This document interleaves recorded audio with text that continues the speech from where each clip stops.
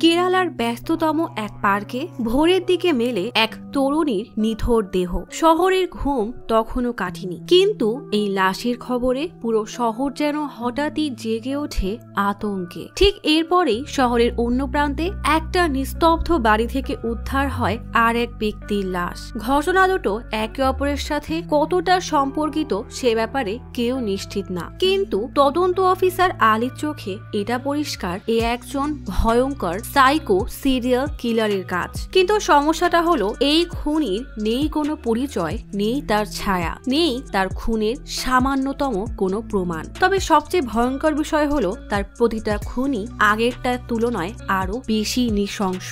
এখন একটাই আতঙ্ক, এই খুনি সাধারণ মানুষের ভিড়েই মিশে আছে আর সবার নজরের আড়ালেই চালিয়ে যায় একের পর এক ঠান্ডা মাথার খুন।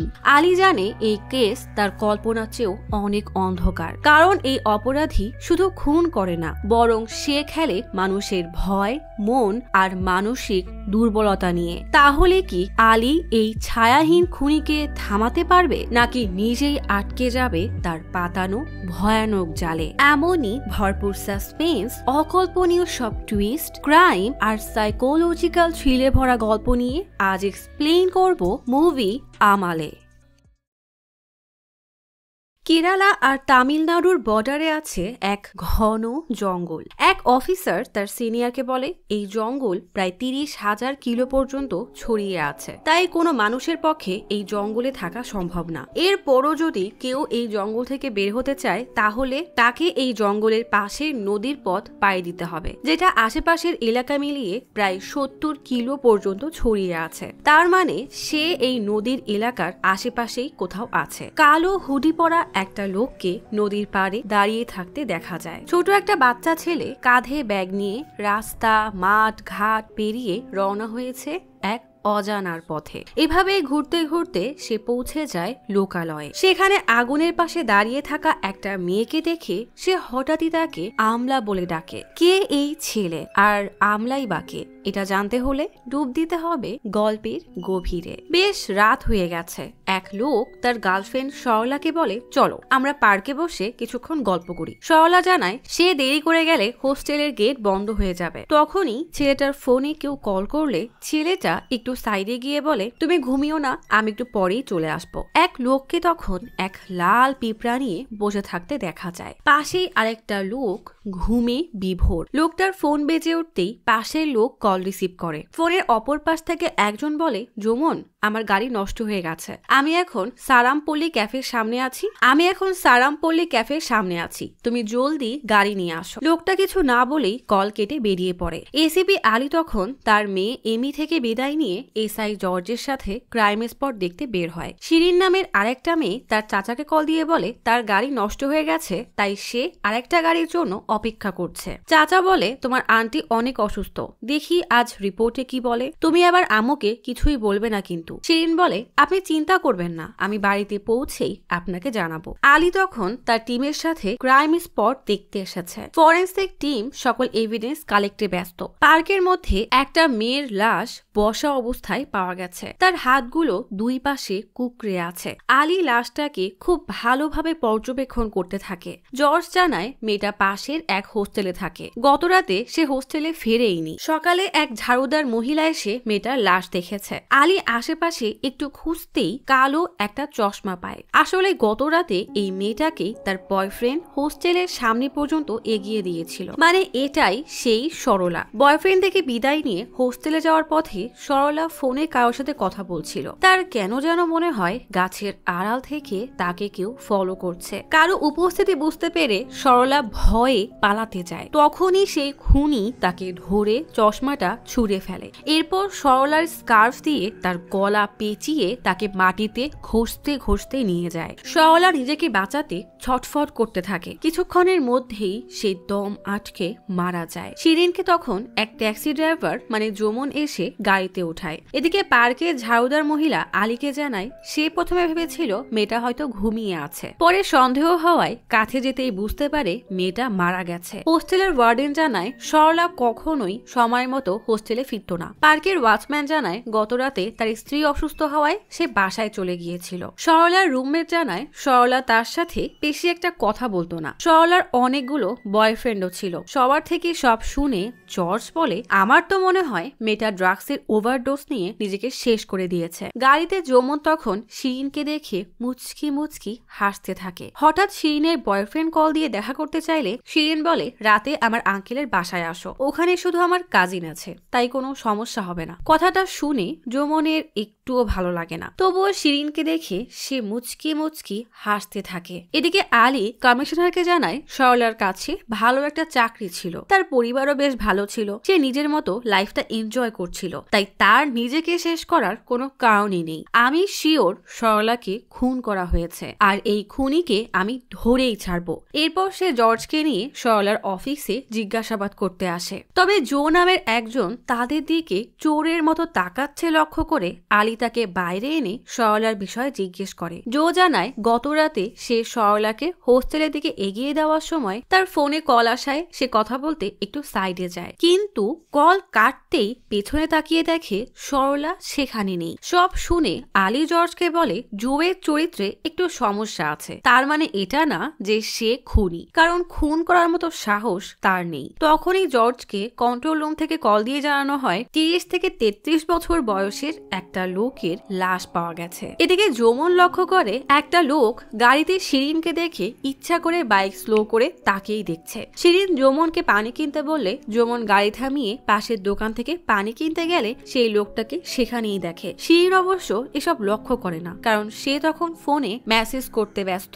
যমুন বেশ রেগেই পানির বোতল শিরিনকে দিয়ে গাড়ি চালাতে শুরু করে। আলী জর্জকে নিয়ে ক্রাইম স্পটে আসতেই দেখে লোকটাকে মেরে উল্টো করে শুইয়ে দেওয়া। ঘরের আশেপাশে কোনো মহিলার জামা, হেয়ার ক্লিপ দেখে আলীর সন্দেহ হয় এ বাসায় আরো কেউ আছে। ঘরের ভিতরে কিছু না পেয়ে বাইরে আসতেই দেখে গাছের সাথে দড়ি শক্ত করে বাঁধা। কিছু একটা সন্দেহ হলে সবাইকে ডাকতেই দেখা যায় আসলে সেই দড়িতে বেঁধে একটা বস্তাকে ফলস ছাদের মধ্যে লুকিয়ে রাখা হয়েছিল। বস্তা নামিয়ে খুলতেই দেখা যায় তার মধ্যে একটা মেয়ে আধমরা হয়ে পড়ে আছে। রিয়া নামের মেয়েটাকে হাসপাতালে আনা হলে ডক্টর জানায় রিয়ার অবস্থা খুবই খারাপ, হয়তো 48 ঘন্টার পর সে কিছুটা ভালো হতে পারে। জর্জ আর আলী রিয়ার সাথে কথা বলতে আসলে রিয়া এতটাই ট্রমায় ছিল যে কিছুই বলতে পারে না। জর্জ আলীকে জানায় গত রাতে ওই লোক এদের বাসায় ঢুকে দুজনের উপরে হামলা করে, রিয়াকে বেঁধে রেখে দেয় আর তার স্বামীকে মেরে তার মোবাইল আর গাড়ি নিয়ে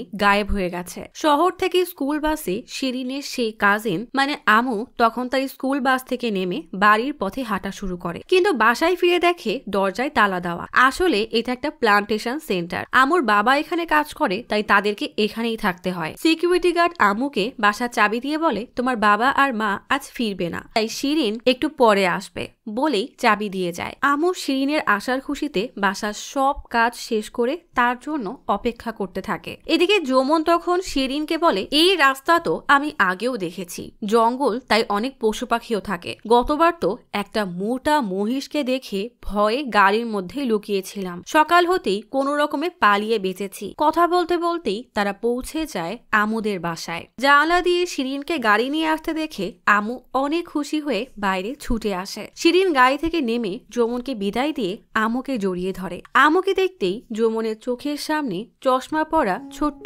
একটা মেয়ের প্রতিচ্ছবি ভেসে ওঠে। সম্ভবত সে আমুকে ছোটবেলা থেকেই চেনে। আমুর হাসি আর স্নিগ্ধতা তাকে বারবার তার সেই ছোট্টবেলার বান্ধবী আমলার কথা মনে করিয়ে দেয়। শিরিন তার আঙ্কেল মানে আমুর বাবাকে কল দিয়ে জানিয়ে দেয় সে বাড়িতে পৌঁছে গেছে। শিরিন হঠাৎ লক্ষ্য করে যমুন তাদের দিকে তাকিয়ে কেমন যেন অদ্ভুত ভাবে হাসছে। যমুন তাড়াতাড়ি সেখান থেকে চলে গেলে শিরিনের কেমন যেন একটা সন্দেহ হয়। থানায় জর্জ আলীকে জিজ্ঞেস করে এই কেস কবে সলভ হবে কে জানে। আলী বলে, আমার মনে হয় সাইকো কিলার মুভির মতো এখানেও একটা ভয়ঙ্কর সাইকো আছে। তখনই জর্জকে কেউ কল দিলে জর্জ আলীকে বলে, ওই ট্যাক্সি ড্রাইভার মানে যমুনের কল ডিটেইলস পাওয়া গেছে, তাকে শেষ যে কল করেছিল তার নাম রিয়াজ, কিন্তু তার ফোন এখন সুইচ অফ আছে। আলী বলে, জলদি ওই রিয়াজের কল ডিটেইলস খুঁজে বের করো। তখনই ডিসিপি আসলে আলী জানায়, মনে হচ্ছে আমরা ঠিক পথেই এগোচ্ছি, আমার উপরে বিশ্বাস রাখেন। ডিসিপি জিজ্ঞেস করে, কোনো কিছু কি জানতে পেরেছো? আলী বলে, যেভাবে এই খুনগুলো হয়েছে তাতে এটা পরিষ্কার যে খুনির টার্গেট শুধুমাত্র মহিলারাই। দেখে মনে হচ্ছে এটা কোনো সাইকো সিরিয়াল কিলার কিলারের কাজ, তবে খুনি বেশ ভয়ঙ্কর। ডিসিপি বলে, আমার কাছে একটা গোপন ইনফরমেশন আছে। কয়েকদিন আগে এক কয়েদি জুভেনাইল জেল থেকে পালিয়ে গেছে। তারপর থেকেই শহরে এমন রহস্যময় খুনের ঘটনা ঘটা শুরু হয়েছে। তবে জেলের লোকজন এই কথাটা লুকিয়ে রেখেছে। তুমি দ্রুত ওই জেলে গিয়ে এই ব্যাপারে খোঁজ নাও। আলী আর জর্জ সেন্ট্রাল জেলে চলে আসতেই জেল সুপার জানায়, আমার পুরো জীবনে এমন ঘটনা এই প্রথমবার হয়েছে। ছেলেটা 8 বছর এই জেলেই ছিল। তাকে একটা স্পেশাল কেসের কারণে জেলে পাঠানো হয়েছিল। জর্জ বলে, ছেলেটা তো আগেও পালানোর চেষ্টা করেছিল, তাই না? জেল সুপার বলে, হ্যাঁ, তবে এবার আমাদের ভুলের কারণেই সে পালানোর সুযোগ পেয়েছে। আলী জিজ্ঞেস করে, তার সাথে কেউ কখনো দেখা করতে এসেছিল? জেল সুপার জানায়, এমন ক্রিমিনালের সাথে কেই বা দেখা করতে আসবে? আলী তবুও ভিজিটরের এন্ট্রি বুক চায়। পুলিশ সুপার ভিজিটর বুক নিয়ে এসে বলে, অনেক বছর আগে একটা মহিলা তার সাথে দেখা করতে এসেছিল, এরপর আর কেউই আসেনি। এখানে সেই মহিলার ঠিকানা আছে। আলী জর্জকে বলে, অ্যাড্রেসটা নোট করে এই মহিলার ব্যাপারে খোঁজ নাও। এদিকে চা পান করতে করতে শিরিন ইশারায় আমুকে বলে, তুমি কি আমাকে শুধুই চা পান করাবে? আমার তো অনেক ক্ষুধা লেগে গেছে। আসলে আমু বোবা, আর সে কানে শুনতেও পায় না, তাই তার সাথে সবাই ইশারাতেই কথা বলে। আমু একটু ভেবে ম্যাগি বানানোর কথা বলতেই শিরিন ইশারায় হ্যাঁ বলে দেয়। আলী আর জর্জ তখন বেসিল নামক সেই পলাতক আসামির ব্যাপারে খোঁজ নিতে চার্চে আসে। আলী চার্চের সিস্টারকে বেসিলের ব্যাপারে জিজ্ঞেস করলে সিস্টার জানায়, বেসিলের বাবার নাম ছিল বেঞ্জামিন আর মায়ের নাম ছিল অ্যাস্থার। অ্যাস্থার যখন 9 মাসের প্রেগনেন্ট ছিল তখন আমরা জানতে পারলাম তার একটা মানসিক রোগ আছে, যেটা এত বছর লুকিয়েছিল। অ্যাস্থারের অবস্থা দিন দিন অনেক খারাপ হয়ে যাচ্ছিল। যখন বেঞ্জামিন অ্যাস্থারের মানসিক সমস্যার কথা জানতে পারে তখন সে অনেক ভেঙে পড়ে, কারণ তার জীবনে অ্যাস্থার ছাড়া আর কেউই ছিল না। অ্যাস্থার তার কল্পনায় যা ভাবতো সেটাকে বাস্তব বলে মনে করত। ডক্টরের মতে এটা একটা জেনেটিক রোগ, যেটা অ্যাস্থার তার বাবা বা মায়ের কাছ থেকে পেয়েছিল। তবুও বেঞ্জামিন সারাদিন অ্যাস্থারের যত্ন নিত, তাকে আগলে রাখত। কিন্তু এরপর এমন একটা ঘটনা ঘটে যে অ্যাস্থারের অবস্থা আরো খারাপ হয়ে যায়। সেদিন রাতে অ্যাস্থার আর বেঞ্জামিন গল্প করছিল। অ্যাস্থার হঠাৎ বেঞ্জামিনকে জিজ্ঞেস করে, বাচ্চা জন্ম দেওয়ার সময় যদি সে মারা যায় তাহলে কি হবে? বেঞ্জামিন মজা করে বলে, তুমি মারা গেলে আমি আরেকটা বিয়ে করে সুখে শান্তিতে সংসার করব। বেঞ্জামিন কথাটা মজার ছলে বললেও অ্যাস্থার ব্যাপারটা নিয়ে অনেক সিরিয়াস হয়ে যায়। এরপর থেকে সে বেঞ্জামিনকে কোনো মেয়ের সাথে কথা বলতে দেখলেই সন্দেহ করত। একদিন সকালে গোসল শেষ করে বের হতেই বেঞ্জামিনকে এক প্রতিবেশী মহিলার সাথে হেসে হেসে কথা বলতে দেখতেই তার সন্দেহ আরো তীব্র হয়। সিস্টার তাকে অনেকভাবে বোঝানোর চেষ্টা করে, কিন্তু কোনো লাভই হয় না। অ্যাস্থার তার দুনিয়ায় এতটা বেশি হারিয়ে গিয়েছিল যে সে রাগে নিজের বাড়িতেই আগুন ধরিয়ে দেয়। সেই আগুনে পুড়ে বেঞ্জামিন মারা যায়। সবাই সেদিন শুধু অ্যাস্থারকেই বাঁচাতে পেরেছিল, কিন্তু বেসিলের জন্মের পর অ্যাস্থারও মারা যায়। এরপর বেসিলকে চার্চের এতিমখানায় নিয়ে আসা হয়। দুর্ভাগ্যবশত বেসিলও তার মায়ের মানসিক রোগ পেয়েছিল। একদিন বেসিল ক্লাসে বসে ঘুমিয়ে পড়ে। টিচার রেগে তার দিকে চক মেরে তার ঘুম ভাঙালে বেসিল সরি বললে টিচার তাকে মুখটা ধুয়ে চক নিয়ে আসতে বলে। বেসিল চক নিতে প্রিন্সিপালের রুমে আসতেই দেখে নতুন একটা মেয়ে তাদের স্কুলে ভর্তি হয়েছে। প্রিন্সিপাল বেসিলকে বলে, তুমি এই মেয়েটাকে তোমার সাথে তোমার ক্লাসে নিয়ে যাও, ও আজ এখানে নতুন ভর্তি হয়েছে। বেসিল আমলাকে নিয়ে তার ক্লাসের দিকে আসে। যেতে যেতে সে অবাক হয়ে আমলাকে দেখতে থাকে। প্রথম দেখাতেই বেসিলের আমলাকে অনেক ভালো লেগে যায়। বেসিল আমলাকে নিয়ে ক্লাসে আসতেই টিচার আমলাকে বলে সবাইকে তার পরিচয় দিতে। আমলা বলে, আমি আমলা জোসেফ, কর্ণাটক থেকে এসেছি। তোমাদের সবার সাথে দেখা করে অনেক ভালো লাগলো। সবার সাথে পরিচিত হয়ে আমলা বেসিলের সামনের বেঞ্চে গিয়েই বসে। বেসিল সারাদিন আমলার দিকে মুগ্ধ হয়ে তাকিয়ে থাকে। আমলার সাথে সময় কাটাতে তার বেশ ভালোই লাগে। তার একাকিত্বের জীবনে আমলা যেন আশার আলো হয়ে এসেছিল। দিন দিন আমলা আর বেসিলের বন্ধুত্ব আরো গাঢ় হতে থাকে। বেসিল আমলা জন্মদিনে নিজের হাতে তার ছবি আঁকিয়ে উপহার দেয়। ছবিটা দেখে আমলা অনেক খুশি হয়ে যায়। তবে আনন্দ নামের সিনিয়র ক্লাসের একটা ছেলে আমলাকে বেশ পছন্দ করত। আনন্দ বেসিলকে রেখে একটা লাভ লেটার দিয়ে বলে সেটা গিয়ে আমলাকে দিতে। বেসিল চিঠিটা নিয়ে আমলাকে দেওয়ার জন্য ক্লাসে আসে, তবে সেই চিঠি আমলাকে আর দেয় না। ক্লাসের সবাই আমলাকে বার্থডে উইশ করে। আমলা সবাইকে একই রকমের চকলেট দিলেও বেসিলকে আলাদা করে বড় একটা চকলেট দেয়। আমলার এমন স্পেশাল ব্যবহারে বেসিলের মনে খুশির লাড্ডু ফুটতে থাকে। সারা দিন সে ওই চকলেট দেখে শুধু আমলার কথাই ভাবতে থাকে। আজ যেন বেসিলের খুশির কোনো সীমাই নেই। একদিন বেসিল স্কুলে তার টিফিন বক্স পরিষ্কার করছিল। তখনই সে আনন্দ নামের সিনিয়র এসে বেসিলকে জিজ্ঞেস করে, তুমি কি ওই চিঠিটা আমলাকে দিয়েছিলে? বেসিল জিজ্ঞেস করে, তুমি কি সত্যি আমলাকে পছন্দ করো? আনন্দ লাজুক হাসি দিয়ে হ্যাঁ বলতেই বেসিল বলে, আমলা বলেছে 2 দিনের মধ্যেই তার উত্তর জানাবে। আশ্রমে ফিরে বেসিল তার ব্যাগ থেকে সেই চিঠিটা বের করে পড়তে থাকে। চিঠি পড়তে পড়তে বেসিলের আনন্দের প্রতি প্রচন্ড রাগ হতে থাকে। সে তার কল্পনায় দেখতে পায় আনন্দ আমলাকে তার থেকে কেড়ে নিচ্ছে। আমলাও বেসিলের থেকে দূরে চলে যাচ্ছে আর ওই আনন্দের সাথে হাত ধরে হাঁটছে। পরের দিন স্কুলেও বেসিল দেখে আমলা আনন্দের সাথে হেসে হেসে কথা বলছে।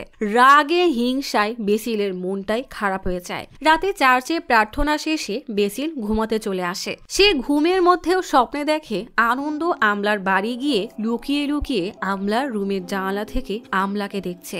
এমন ভয়ানক স্বপ্ন দেখার সাথে সাথেই বেসিলের ঘুম ভেঙে যায়। সে আশ্রম থেকে লুকিয়ে লুকিয়ে বের হয়ে দৌড়ে আমলার বাড়ির পেছনে এসে আমলার ঘরে জানালা দিয়ে আমলাকে ঘুমিয়ে থাকতে দেখে। বেসিল না চাইতেও বারবার আমলার দিকে তাকিয়ে তাকে মুগ্ধ হয়ে দেখতে থাকে। মায়ের মতোই তার মনেও আমলাকে হারানোর সন্দেহ এমন ভাবে চেপে বসে যে সে কিছুতেই নিজেকে শান্ত রাখতে পারে না। পরের দিন সকালে আবারও বেসিল মন মরা হয়ে ক্লাসে আসে। আমলাকে দেখে তার বারবার গত রাতের সেই স্বপ্নের কথা মনে পড়ে। ক্লাস শেষে বেসিল আনন্দকে খুঁজতে খুঁজতে স্কুলের পেছনে আসে। আনন্দ বেসিলকে দেখে খুশি হয়ে এগিয়ে এসে জিজ্ঞেস করে, আমলা কি কিছু বলেছে? বেসিল বলে, রাস্তার পাশে যে রাবারের বাগান আছে আমলা আপনাকে ওখানেই অপেক্ষা করতে বলেছে। স্কুল শেষ করে চলে আসবেন। আমলাও আপনাকে অনেক পছন্দ করে। এই কথা শুনে আনন্দ মনে মনে অনেক খুশি হয়ে যায়। কিন্তু বেসিল একটা শয়তানি হাসি হাসে,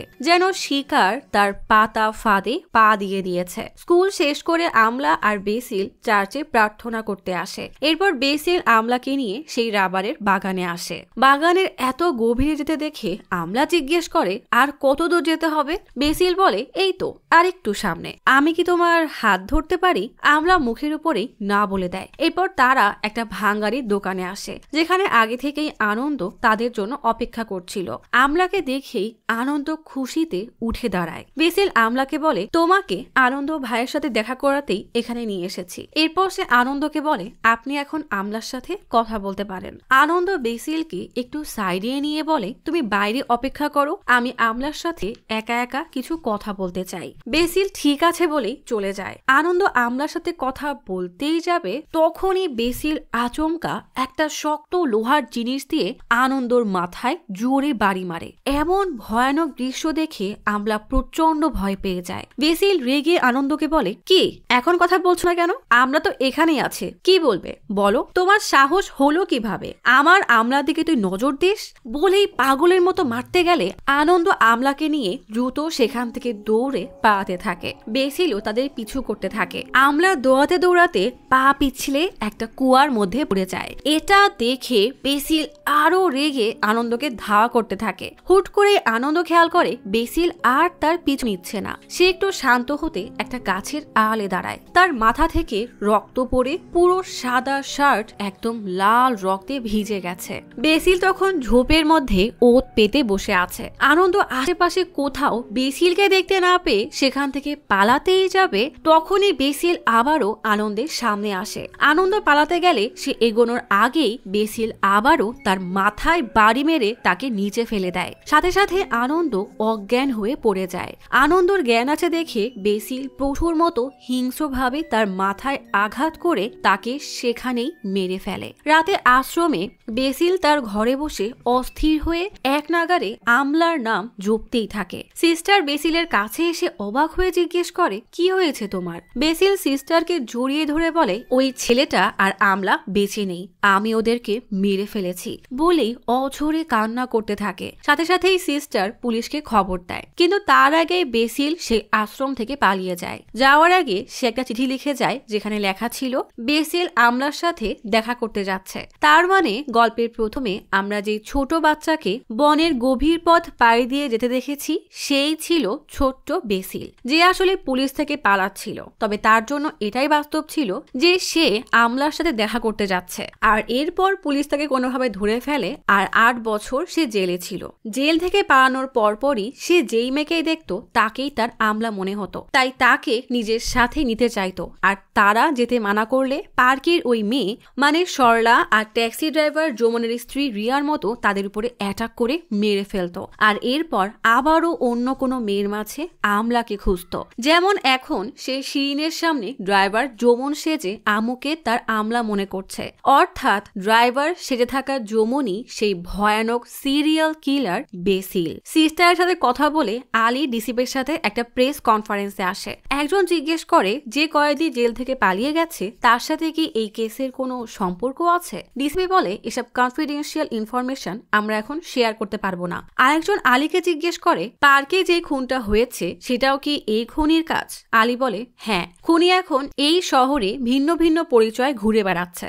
আমরা এখন আপনাদেরকে খুনির পরিচয় জানাতে পারবো না, কারণ এতে পরিস্থিতি আরো খারাপ হয়ে যাবে। মেয়েদেরকে এখন সাবধানে থাকতে হবে। আমরা খুব তাড়াতাড়ি খুনিদেরকে ধরে ফেলবো, তাই সাধারণ জনতার উচিত আমাদেরকে সাহায্য করা বলেই তারা প্রেস কনফারেন্স শেষ করে দেয়। গাড়িতে বসে আলী ভাবতে থাকে বেসিল একটা সাইকোপ্যাথ যে শুধুমাত্র মেয়েদের উপরে হামলা করে। তার শক্তি কি জানি না, তবে একবার মুখোমুখি হলে একজন পুলিশ অফিসার আর একটা মেয়ের বাবা দুইজনের রাগেরই মুখোমুখি তাকে করতে হবে। তাই বেসিল তুমি যেখানে থাকো না কেন আমি তোমাকে ঠিকই খুঁজে বের করব। রাতে আমু প্রার্থনা করছিল। এদিকে বেসিল গাড়ি নিয়ে আমুর বাড়ির কিছুটা আগের সেই রাবার বাগানে আসে। বাড়ি থেকে কিছুটা দূরে হঠাৎই গাড়ি থামিয়ে দেয়। অন্যদিকে শিরিন আমুর জন্য আনা ড্রেস দেখাতেই আমু অনেক খুশি হয়ে ড্রেসটা পরে দেখায়। শিরিন ইশারা করে আমুকে বলে আমার বন্ধু নিখিলের কথা মনে আছে, সে আমার সাথে দেখা করতে চায়, ওকে এখানে ডেকে আনি।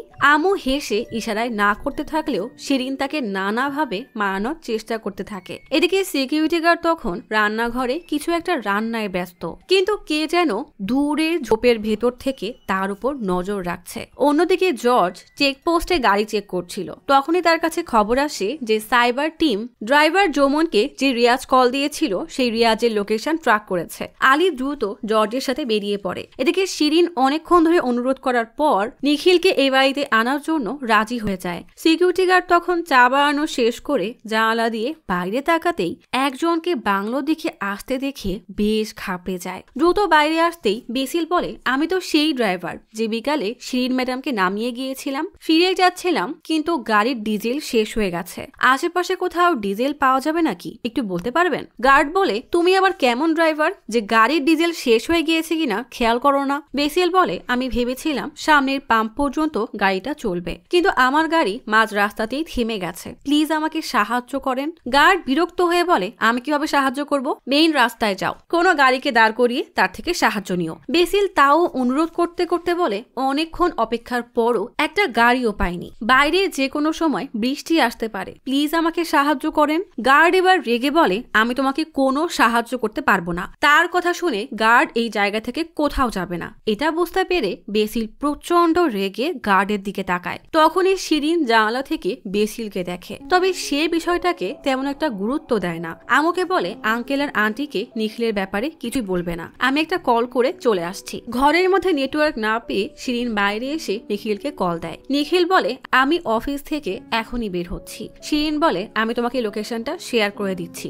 না চিনতে পারলে আমাকে কল দিবে। বলেই কল কেটে দিতেই আচমকাই বেসিলের সাথে ধাক্কা খায়। শিরিন বেসিলকে এখানে দেখে হতবাক হয়ে বলে তুমি এখনো যাওনি? বেসিল বলে আমার গাড়ির ডিজেল শেষ হয়ে গেছে, কোথাও গিয়ে ডিজেল পাওয়া যাবে? দেখুন তো আমার গাড়িটা ওখানেই দাঁড়িয়ে আছে। ম্যাডাম আমাকে যেভাবেই হোক আজ রাতেই ফিরতে হবে, একটু সাহায্য করেন। শিরিন বিরক্ত হয়ে বলে আমি এখানে ডিজেল কোথায় পাবো? বেসিল বলে আমি এতক্ষণ রাস্তায় দাঁড়িয়েছিলাম কিন্তু একটা গাড়িও যায়নি। আমি জানি এই রাস্তায় সচরাচর কেউ আসে না, এলাকাটা রাতে একদমই নিরাপদ না, আমার খুব ভয় করছে, প্লিজ একটু সাহায্য করেন। শিরিন বলে আমার বন্ধু আসছে, আমি ওকে জিজ্ঞেস করে দেখছি। বলেই শিরিন নিখিলের সাথে কথা বলে আবারও বেসিলের কাছে এসে বলে আমার ফ্রেন্ড বলেছে সে তোমার জন্য ডিজেল নিয়ে আসছে, কিন্তু একটু দেরি হবে। বেসিল বলে কোনো সমস্যা নাই, আমি এখানেই অপেক্ষা করছি। শিরিন চলে যেতে গেলে বেসিল বলে আমি বলেছিলাম না কয়েকদিন আগে আমি এই এলাকায় এসেছিলাম, সেদিন রাতেও একই অবস্থা হয়েছিল, রাতে এই জায়গাটা একদমই নিরাপদ না। শিরিন ইতস্তত করে বলে, তুমি চাইলে সিকিউরিটি গার্ডের রুমে গিয়ে বসতে পারো, ভেতরে ওয়াচম্যান আছে, কোনো সমস্যা হবে না। আমু তখন তার আর শিরিনের জন্য নুডলস রান্না করছে। এদিকে বেসিল বাড়ির পেছনে গিয়ে বসে পড়ে। আমু নুডলসের পাতিল নিয়েই যাবে, তখনই পাতিলের হাতল ভেঙে পুরো নুডলস নিচে পড়ে যায়। শিরিন ঘরের মধ্যে হাঁটাহাঁটি করছিল, হঠাৎ লক্ষ্য করে বেসিল বাড়ির পেছনে অদ্ভুতভাবে বসে আছে। বেসিল তখন তার পায়ের কাছে থাকা একটা লাল পিঁপড়ার দিকে এক নজরে তাকিয়ে বসে আছে। শিরিন বিরক্ত হয়ে বেসিলের কাছে এসে জিজ্ঞেস করে, তোমাকে না বললাম ওয়েটিং রুমে গিয়ে অপেক্ষা করতে, তাহলে এখানে কি করছো? বেসিল বলে, আমার গাড়িতে ডিজেল শেষ হয়ে গেছে, তাই এখানে দাঁড়িয়ে থাকতে হচ্ছে। দেখুন ওদিকেই আমার গাড়ি, আমাকে আজ রাতে ফিরতেই হবে। এখানকার আশেপাশে কোথাও কি ডিজেল পাওয়া যাবে? বেসিলকে আগের মতোই একই কথা বলতে দেখে শিরিন বেশ অবাক হয়ে বলে, আমি তো বলেছি আমার ফ্রেন্ড ডিজেল নিয়ে আসছে, বারবার একই কথা জিজ্ঞেস করছো কেন? বেসিল তবুও একই কথা বলতেই থাকে, তার ডিজেল শেষ হয়ে গেছে, তাই তার ডিজেল লাগবে। ঠিক তখনই সে শিরিনকে বলে, আপনার পেছনে ওটা কে? শিরিন ভয়ে পেছনে তাকাতেই আচমকা তার হাত থেকে ফোনটা পড়ে যায়। বেসিল শিরিনের ফোন উঠিয়ে ওয়ালপেপারে থাকা ছেলেটার ছবি দেখে বলে, এটাই আপনার বয়ফ্রেন্ড তাই না? শিরিন প্রচন্ড রেগে বলে, আমার ফোন আমাকে ফেরত দাও। বেসিল তবুও মজা করতে থাকে। কিছুক্ষণ পর একা একাই ফোনটা ফেরত দিয়ে দেয়। শিরিন ফোন হাতে নিতেই বেসিল অন্য হাত দিয়ে শিরিনের গলা চেপে উপরে একদম উঠিয়ে ফেলে। শিরিনের দম বন্ধ হয়ে ধীরে ধীরে সে জ্ঞান হারাতে থাকে। আমু শিরিনকে আশেপাশে কোথাও না দেখে দরজা বন্ধ করে তার মতো জামা কাপড় গোছাতে শুরু করে। বেসিল জানালা টপকে আমুকে এক নজরে দেখতেই থাকে। হঠাৎ আমুর মনে হয় কে যেন তার উপরে নজর রাখছে। সে বারান্দার দরজা খুলে বাইরে দেখে, কিন্তু কাউকেই দেখতে পায় না, তাই বাইরে বেরিয়ে শিরিনের নম্বরে কল করে। এদিকে আলী ড্রাইভার যমুনের ট্রাভেল এজেন্সিতে রিয়াজের কাছে খোঁজ নিয়ে জানতে পারে যে শিরিন প্লান্টেশন সেন্টারে যাওয়ার জন্য তাদের একটা গাড়ি বুক করেছে। অন্যদিকে আমু বাড়ির বাইরে এসে শিরিনকে কল করতেই থাকে। বেসিল আবারও খালি ডিজেলের বোতল এনে আমুর কাছে এগিয়ে আসে। এখানে এভাবে বেসিলকে এগিয়ে আসতে দেখে আমু ভয়ে বাড়ির ভেতরে ঢুকে দরজা আটকে দেয়। বেসিল আমুকে আমলা বলে ডাকতে ডাকতে বলে, আমি কত দিন ধরে তোমাকে খুঁজছি জানো, তুমি চলে যাওয়ার পর আমি আর একটা রাতও ঘুমাতে পারিনি। সেদিন যা হয়েছিল তার জন্য সরি আমলা, তুমি আমাকে কেন চিনতে পারছো না? বলেই সে জোরে জোরে দরজা ধাকিয়ে চিৎকার করে দরজা খুলতে বলে। আমু সোজা জানালার কাছে এসে লুকিয়ে পড়ে। বেসিল প্রথমে অনেক কান্না করলেও পরে সে কল্পনা করতে থাকে যে আমু মানে তার আমলা তার থেকে দূরে যাওয়ার চেষ্টা করছে। বেসিলের ছোটবেলার আমলার সাথে কাটানো মুহূর্তগুলোর কথা মনে পড়ে যায়। সামনে আরেকটা দরজা খোলা দেখে আমু দ্রুত সেটা আটকে দেয়। বেসিল এক নাগাড়ে দরজা ধাক্কাতে ধাক্কাতে আমলার নাম ধরে ডাকতে থাকে। বেসিল এবার বাসার সব জানালা দিয়ে তার আমলা মানে আমুকে দেখার চেষ্টা করে, কিন্তু আমু সব জানালা আটকে আলো বন্ধ করে দেয় যেন বাইরে থেকে বেসিল কিছুই দেখতে না পারে। বেসিল আরেকটা জানালার কাছে যেতেই যাবে, ঠিক তখনই সে হোঁচট খেয়ে নিচে পড়ে যায়। তখনই সে লক্ষ্য করে তার হাতের কাছে একটা কোদাল আছে। বেসিল এবার কোদাল নিয়ে দরজা ভাঙার চেষ্টা করে। আমু আর কোনো উপায় না পেয়ে ঘরের ভারী জিনিস সব টেনে দরজার সামনে রেখে দেয় যেন বেসিল সহজে ভেতরে ঢুকতে না পারে। এরপর তার স্কুটির চাবি নিয়ে বাড়ির অন্য দরজা দিয়ে বেরিয়ে স্কুটি স্টার্ট দেয়, কিন্তু স্কুটি স্টার্ট দেওয়ার আওয়াজে বেসিল বুঝে যায় তার আমলা পালানোর চেষ্টা করছে। আমু দ্রুত স্কুটি নিয়ে পালাতে থাকে, কিন্তু আচমকাই একটা ইটের সাথে হোঁচট খেয়ে সোজা নিচে পড়ে যায়। আর কোনো উপায় না পেয়ে স্কুটি ফেলেই পালাতে শুরু করে। বেসিল স্কুটি পড়ে থাকতে দেখে কুদাল হাতে আমুর পিছু করতে থাকে। জঙ্গলের মাঝে দৌড়াতে দৌড়াতে আমু হোঁচট খেয়ে নিচে পড়ে যায়। তখনই লক্ষ্য করে মুখে টেপ লাগানো অবস্থায় শিরিন অচেতন হয়ে পড়ে আছে। আমু শিরিনকে ধাক্কা দিয়ে ওঠানোর চেষ্টা করে, কিন্তু শিরিনের কোনো সারা শব্দই নেই। ততক্ষণে বেসিল আমুর দিকে এগিয়ে আসতে থাকলে আমু হাতের কাছে থাকা একটা ইট হাতে নেয়। বেসিল এগিয়ে এসে শয়তানি এক হাসি দিয়ে বলে, আমার থেকে তুমি কোথায় পালাবে? বলেই তেড়ে আসতে গেলে আমু সেই ইট দিয়ে তার মাথায় সজোরে একটা বাড়ি মেরে দেয়। সাথে সাথেই বেসিল নিচে পড়ে যায় আর আমু দৌড়ে বাড়ির ভেতরে চলে যায়। বেসিল কোনো মতে নিজেকে সামলে উঠে দাঁড়ায়। এরপর একটা কলের কাছে গিয়ে পানি দিয়ে কপালের রক্ত মুছে ফেলে। সোজা সিকিউরিটি গার্ডের রুমে আসে। দেখা যায় সে সিকিউরিটি গার্ডকে অনেক আগেই রড দিয়ে বাড়ি মেরে ফেলেছে। সিকিউরিটি গার্ডের কাপড় পরে এই উটকো পাগল এবার নিজেই সিকিউরিটি গার্ড সাজায়। এরপর টর্চ হাতে সিকিউরিটি গার্ডের অভিনয় করতে করতে জানালার কাছে আসে। মানে এর কল্পনাই এর জন্য বাস্তব, তাই সে কোনো কিছু তোয়াক্কাই করে না। সোজা বাংলোর কাছে এসে জানালায় টোকা মারতে মারতে বলে, আমলা তুমি আমার থেকে লুকিয়ে আছো কেন? ভেতর থেকে কোনো সার শব্দ না পেয়ে বেসিল একবার বাড়ির ছাদে উঠে বসে থাকে তো একবার গাছের কোনায় বসে থাকে। ঠিক তখনই বাইকে করে নিখিল সেখানে আসে। নিখিল দরজায় বেল বাজাতেই বেসিল তার মুখের উপরে আলো মেরে জিজ্ঞেস করে, কাকে চাই, কে আপনি? নিখিল বলে, আমি শিনের বন্ধু। বেসিল বলে, কিন্তু সে তো অনেক আগেই চলে গেছে। নিখিল অবাক হয়ে বলে, কিছুক্ষণ আগেই তো তার সাথে কথা হয়েছে, আমাকে বাড়ির জন্য ডিজেলও আনতে বললো। বেসিল বলে, সে ডিজেল পেয়েও গেছে, তাই চলেও গেছে। নিখিল আর কোনো উপায় না পেয়ে শিরিনকে কল করে। সাথে সাথেই বেসিলের কাছে থাকা শিরিনের ফোন বেজে ওঠে। বেসিল দ্রুত ফোন সাইলেন্ট করে বলে, ওনারা আসলে আমি আপনার কথা জানিয়ে দিব। নিখিল আর কোনো উপায় না পেয়ে আবারও বাইক নিয়ে সেখান থেকে চলে যায়। ওয়াশরুমের কল ছেড়ে দিয়ে আমু ভয়ে কাঁপতে কাঁপতে কান্না করতে থাকে। হাতে লেগে থাকা রক্ত দেখে সে আরো ভয় পেয়ে যায়। এদিকে মাঝপথে গিয়ে নিখিল আবারও শিরিনকে কল করে। আমু কলের পানিতে হাতের রক্ত তাড়াতাড়ি ধুয়ে ফেলে। শিরিন কল রিসিভ না করায় নিখিলের কিছু একটা সন্দেহ হয়, তাই সে আবারও বাংলোতে ফিরে এসে বেসিলকে জিজ্ঞেস করে, এখানে একটা স্কুটি পড়ে আছে, ওটা কার? বেসিল কিছু না জানার ভান করে বলে, কোথায়, চলেন তো। বলেই সে নিখিলের সাথে স্কুটির কাছে এসে হতবাক হয়ে বলে, নিশ্চয়ই এটা কোনো চোরের কাজ। রাত হলে আমি তো ভয়ে বাইরেই বের হই না, আমাকে একটু স্কুটি ওঠাতে সাহায্য করেন তো। নিখিল ও বেসিলকে স্কুটি ওঠাতে সাহায্য করে। বেসিল বলে, আমার এখানে কাজ করতে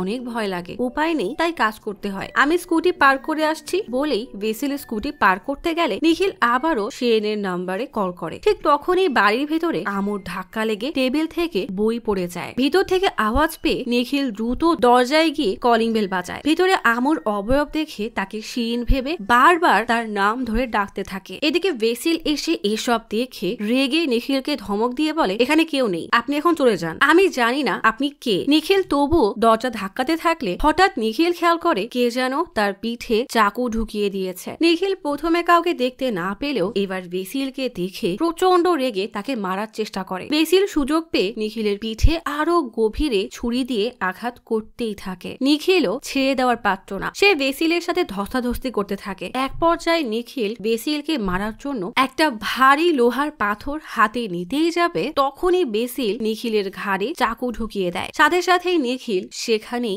মারা যায়। এদিকে বাড়ির ভেতর থেকে আমু এসব দেখে ভয়ে কাঁপছে। বেসিল নিখিলের পকেট থেকে একটা আংটি পায়, তার মানে নিখিল শিরিনকে বিয়ের জন্য প্রপোজ করতে এসেছিল। বেসিল এবার নিখিলের লাশ সরাতে সরাতে নিখিলকে বলে, আমি বলেছিলাম না চলে যেতে, কিন্তু আপনি তো শুনলেনই না। ঘরের মধ্যে আমু এখন একদম একা, তার কাছে বাঁচার আর কোনো পথ নেই, সে যেন তার মৃত্যুর অপেক্ষা করছে। এদিকে ট্রাভেল এজেন্সি থেকে খোঁজ নিয়ে আলী গাড়ি নিয়ে আমুর বাড়ির উদ্দেশ্যে বেরিয়ে পড়ে। অন্যদিকে বেসিল এখনো দরজায় ধাক্কা দিয়েই যাচ্ছে। শেষে এসে আমুর কাছাকাছি একটা জানালার কাছে এসে বলে, প্লিজ দরজা খুলে দাও আমলা। কিন্তু তবুও আমুর কোনো উত্তর না পেয়ে প্রচন্ড রেগে বাড়ির পেছনের চিলেকোঠার দরজা ভাঙার চেষ্টা করতে থাকে। আমু এবার মরিচের গুঁড়ো হাতে নিয়ে আড়ালে অপেক্ষা করতে থাকে। সুযোগ বুঝে সে কিছু একটা ফেলার আওয়াজ করে। বেসিল ভিতরে কি হচ্ছে দেখার চেষ্টা করতেই সাথে সাথেই আমলা বেসিলের চোখে মরিচের গুঁড়া ছিটিয়ে সেখান থেকে পালিয়ে যায়। বেসিল চোখের যন্ত্রণায় চিৎকার করতে থাকে।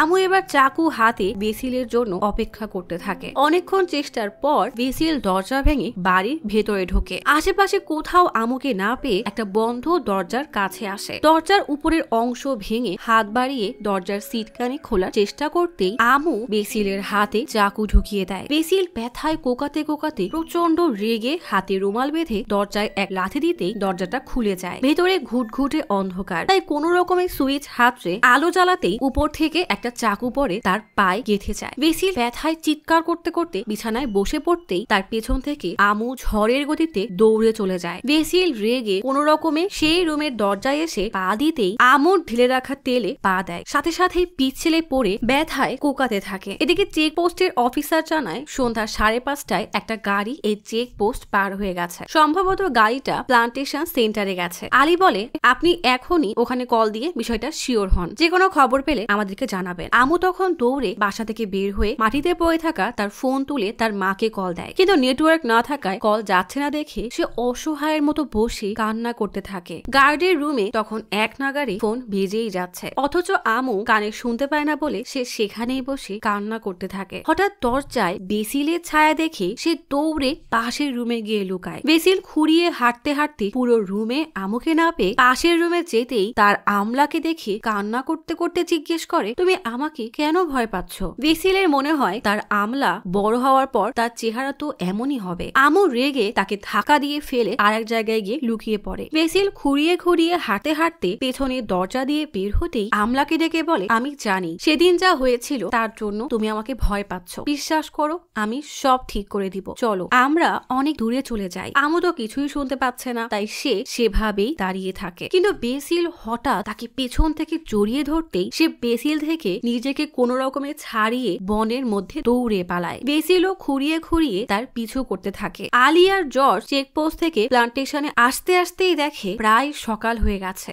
আমু তখন যান বাঁচাতে বনের মধ্যে ছুটেই চলছে আর সাইকো বেসিল তার পিছু করছে। আমু ছোট নালার কাছে পৌঁছে হঠাৎই পড়ে মাথায় আঘাত পেয়ে বেহুশ হয়ে যায়। বেসিল তাকে কাঁধে করে তুলে সেই বনের মধ্যে হাঁটতে থাকে যেন সে আজ তার আমুকে নিয়ে অনেক দূরে চলে যাবে। অনেক দূরে হাঁটতে হাঁটতে ক্লান্ত হয়ে এক কুয়োর দেয়ালের উপর আমুকে শুয়ে তার মাথায় হাত বুলিয়ে বলে, আমি এই দুনিয়ায় শুধু তোমার ভালোবাসা পেয়েছি, তাই তোমার জন্যই আমি বেঁচে আছি। সেদিন আমি খুব ছোট ছিলাম, তাই তোমাকে বাঁচাতে আসতে পারিনি, কিন্তু এখন এসে গেছি, চলো আমরা দূরে কোথাও যাই। তখনই আমুর হুঁশ ফিরতেই উপরে তাকিয়ে সাইকো বেসিলকে দেখে ভয়ে পালাতে গেলেই কুয়ার মধ্যে হুমড়ি খেয়ে পড়ে যায়। সাথে সাথেই বেসিলে তার ছোটবেলার কথা মনে পড়ে যায়। বেসিল সেদিনও আমলার জন্য কিছু করতে পারিনি আর আজও পারলো না। এই একই কুয়ায় দুজনই মারা গেল। আলী বনের মধ্যে সাদা গাড়ি দেখে দ্রুত গাড়ি থামিয়ে সেই গাড়ির কাছে আসতেই দেখে বেসিল সিকিউরিটি গার্ডের ড্রেস পরে মাথা নিচু করে বসে আছে। আলী তো আর বেসিলকে চেনে না, তাই বেসিলের কাছে এসে তার বিষয়ে জিজ্ঞেস করতেই বেসিল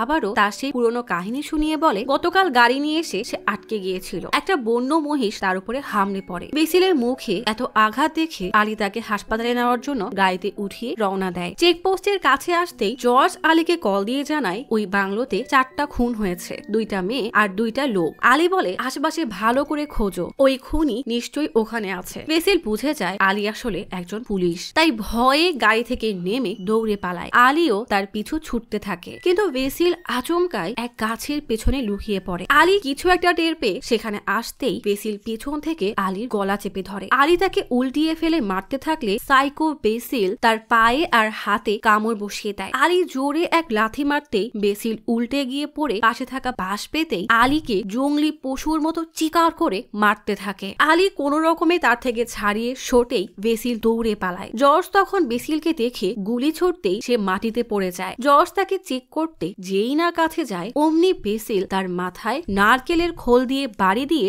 বন্দুক ছিনিয়ে নেয়। আলী দৌড়ে এসে বেসিলকে থামানোর চেষ্টা করলে হাতাহাতিতে একটা গুলি গিয়ে জর্জের হাতে লাগে, সাথে সাথেই সে মাটিতে পড়ে যায়। আলী এবার প্রচন্ড রেগে বেসিলকে জোরে মেরে বন্দুক ছিনিয়ে নিতেই বেসিল জঙ্গলের মধ্যে প্রাণপণে ছুটতে থাকে। আলী আর কোনো উপায় না পেয়ে বেসিলকে গুলি করতেই সে গড়াতে গড়াতে গিয়ে পানির মধ্যে পড়ে। বেসিল নিস্তেজ হয়ে গেছে দেখে আলী দৌড়ে জর্জের কাছে যায়। মরার আগ মুহূর্তেও বেসিল তার আমলাকে কল্পনা করতে থাকে। কিছুক্ষণ পরেই সেখানে আর বেসিলের লাশ দেখা যায় না, শুধু বেসিলের পছন্দের সেই লাল পিঁপড়া দেখা যায়। কিছুদিন পরে কমিশনার আলীকে জিজ্ঞেস করে, যে আসামি মারা গেছে তুমি তার কেস আবারও কেন রিওপেন করতে চাচ্ছ?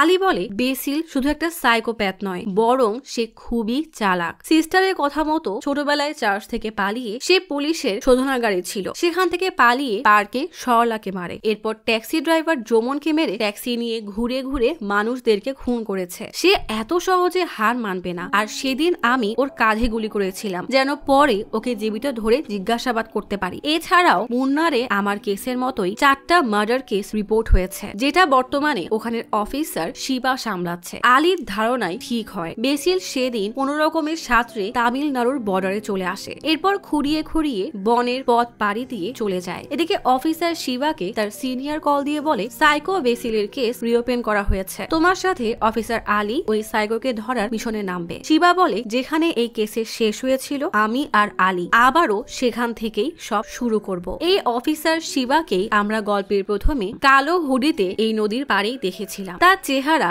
এই পার্টে দেখানো হয়নি, তবে হয়তো পরের পার্টে দেখানো হবে। কি ভাবছেন সাইকো বেসিল এখন কি করছে? সে এখন এক দোকানে পানি ডেলিভারির কাজ করে। এমনই এক ডেলিভারি করতে এক বাসায় আসে, দেখে মেয়েটা বাসায় একা। মেয়েটা পানির বোতল কিচেনে রাখতে বললে বেসিল কিচেনে এসে বোতল নামাতেই মেয়েটাকে ভালো করে দেখে শয়তানি হাসি দিয়ে জিজ্ঞেস করে, আরে তুমি আমার আমলা না? তার মানে কি এই মেয়ের পরিণতিও এখন বাকি সবার সবার মতো হয়ে যাবে? না জানি কেউ আদেও এই সাইকোকে থামাতে পারবে কিনা। হয়তো আমরা দুইতেই সেটা সম্ভব হবে।